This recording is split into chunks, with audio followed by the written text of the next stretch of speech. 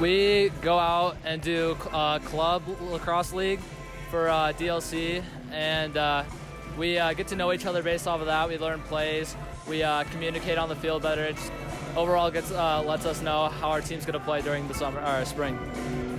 Working in the weight room helps us build muscle so the checks from the defenders don't hurt as much, and overall we just want to look bigger. So the summer leagues build teamwork, and going to the weight rooms build teamwork. So by getting us to know each other's names, we talk to each other, we communicate more, and overall just the teamwork shows from the weight room in the league. So right now,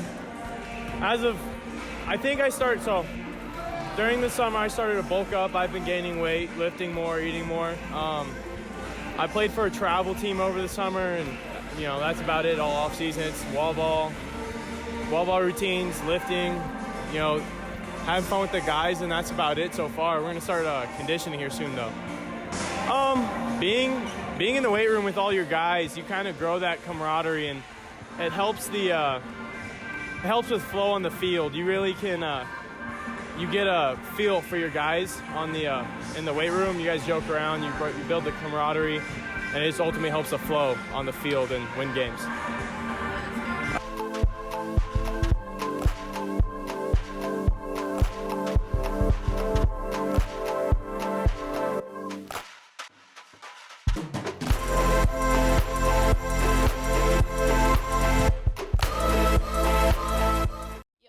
Going by pretty fast. Our seniors are already making plans for next year. Some of those seniors aren't going to college and have to look into different options. One of those options can be to follow their own dreams. Let's take a look into it.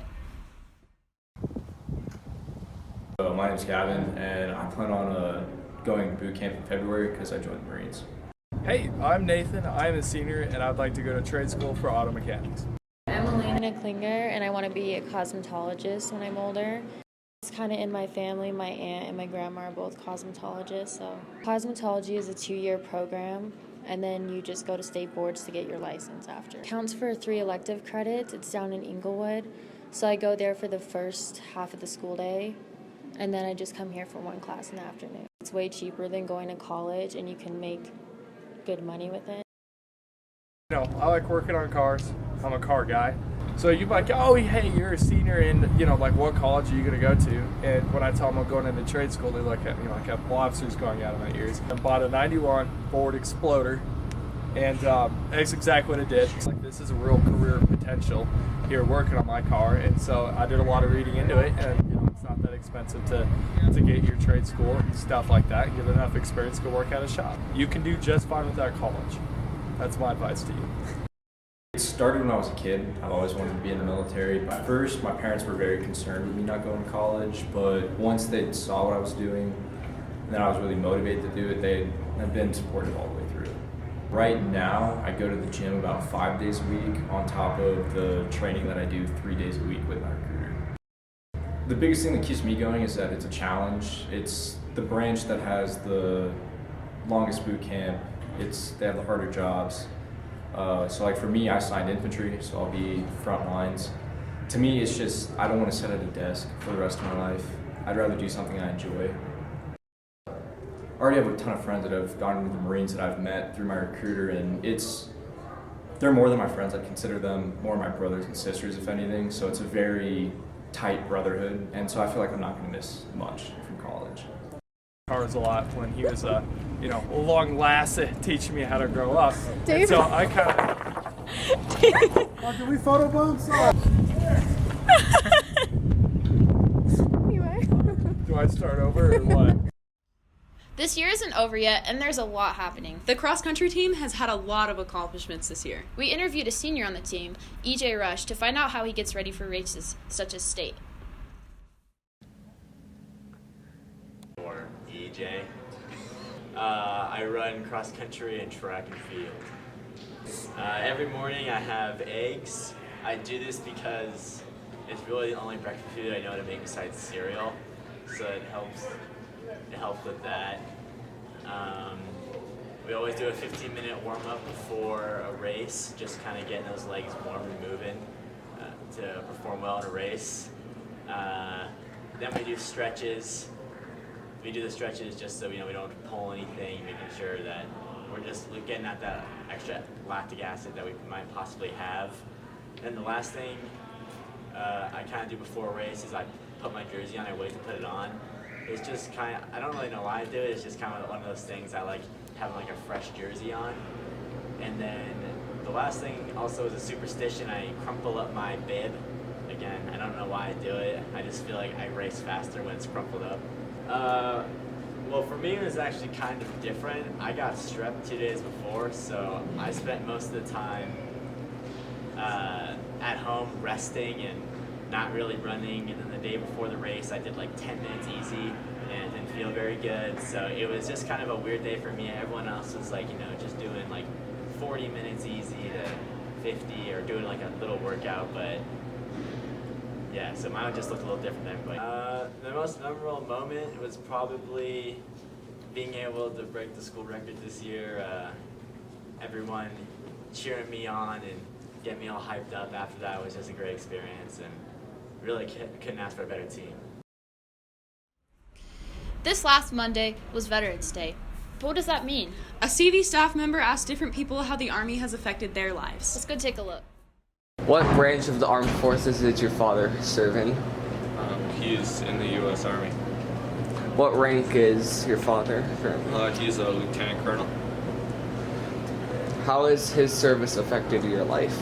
I move every 4 years, so essentially every 4 years I leave everything behind to get a fresh new start, which, can be good, but friends are less common when you move every 4 years.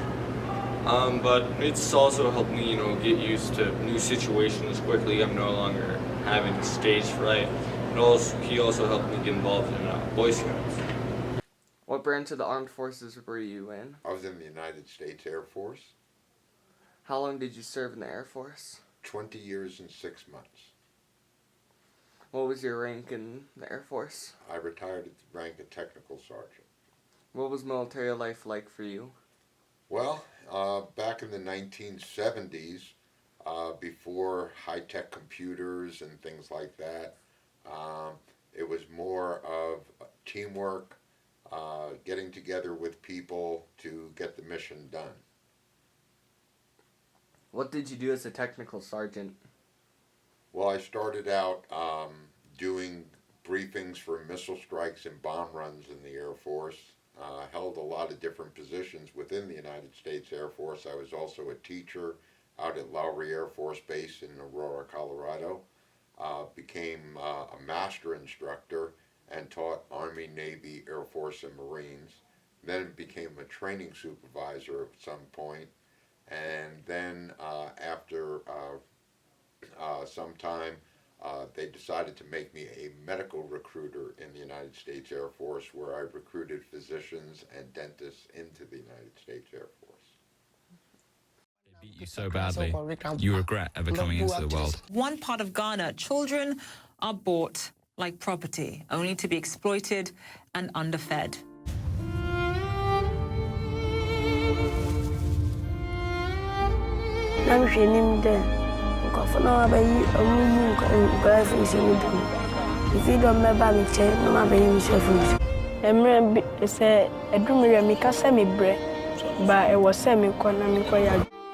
CastleView has been supporting Ghana in their struggles. Let's go further into detail.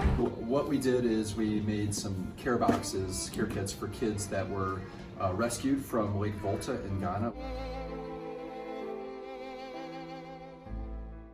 What we want to do is help Challenging Heights. Challenging Heights is an organization that rescues those children, and what they'll do is rehabilitate them at a shelter. And so we'll go to that shelter once a year through the trip I've created through Colorado to Ghana.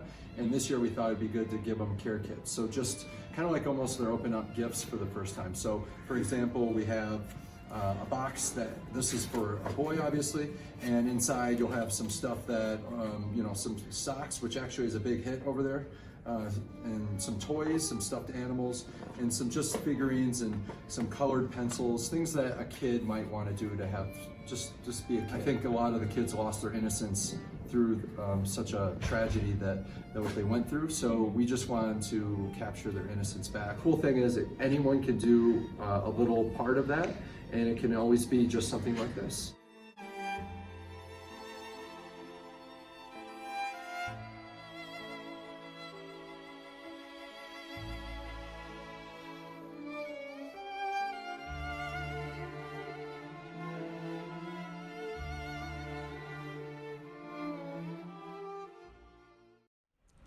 Well, that's all we've got for you this week, CV. Thanks for watching CVTV. Once again, I'm Emma Shiflett. And I'm Emmy Polson. See you next time.